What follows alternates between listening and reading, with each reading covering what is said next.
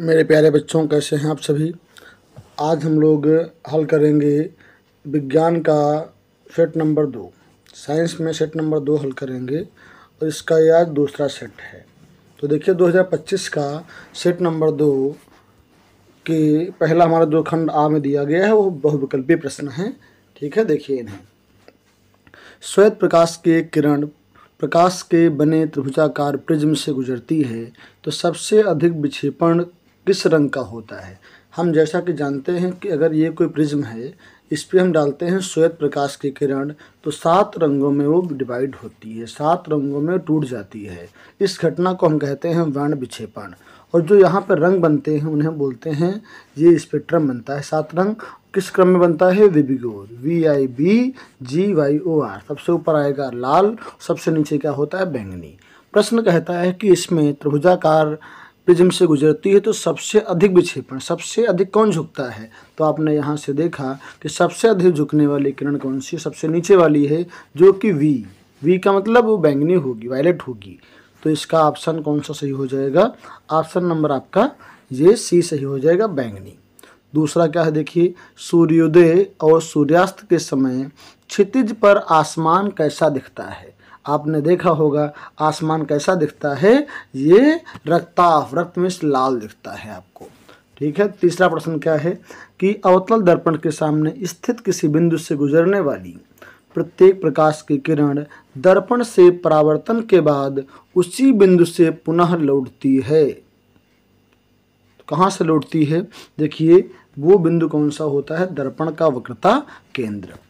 अगला हमारा सवाल है कि किसी वस्तु का सीधा आभासी व वस्तु से छोटा प्रतिबिंब देखने के लिए किस लेंस का प्रयोग करते हैं?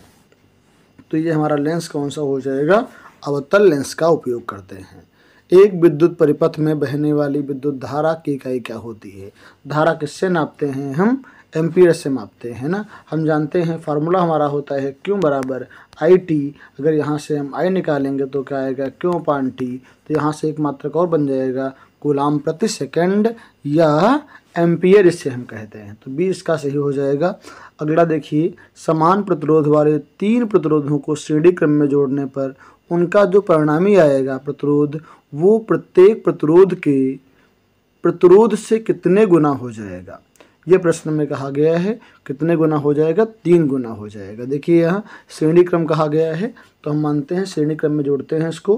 तो 3 प्रतिरोध हैं। देखिए एक मान लो ये R है, दूसरा भी R है और तीसरा भी R है, क्योंकि समान कहा है इसमें। तो क्या हो जाएगा? देखो R R R 3 बार R हो गया ना।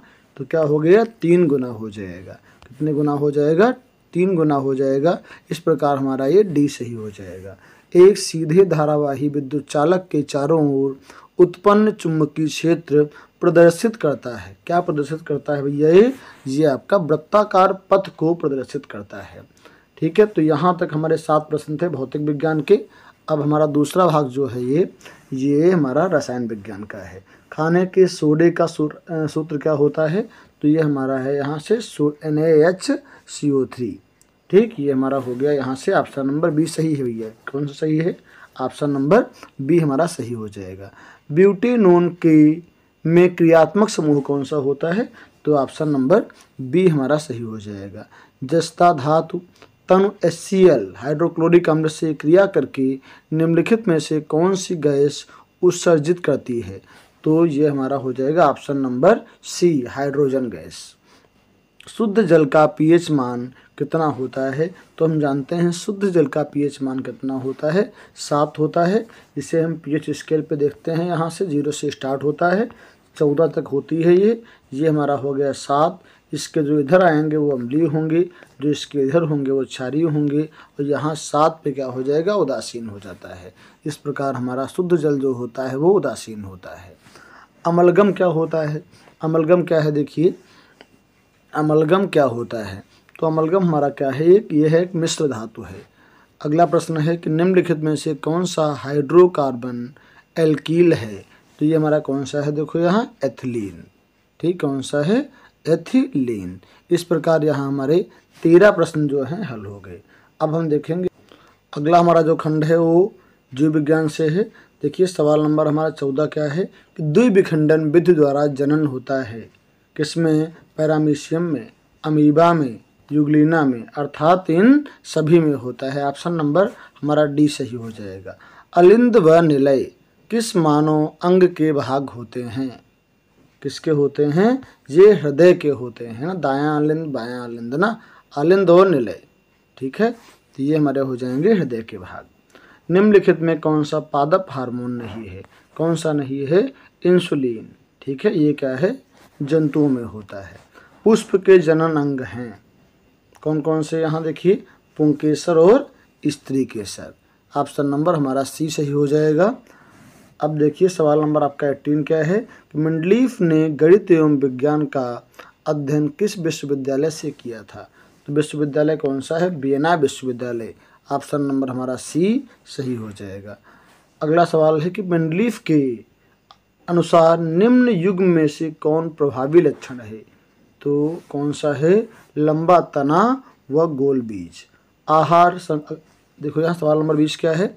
आहार श्रृंखला में प्रथम पोषी स्तर बनाते हैं। क्या बनाते हैं? उत्पाद बनाते हैं। तो इस प्रकार ये हमारे 20 प्रश्न थे जिनको हमने यहाँ हल कर दिया, ठीक है। आपको हमारी वीडियो कैसी लगी? अगर अच्छी लगी हो तो लाइक कीजिए, सब्सक्राइब कीजिए, जिससे आने वाली हर वीडियो की नोटिफिकेशन आपको पहले मिले।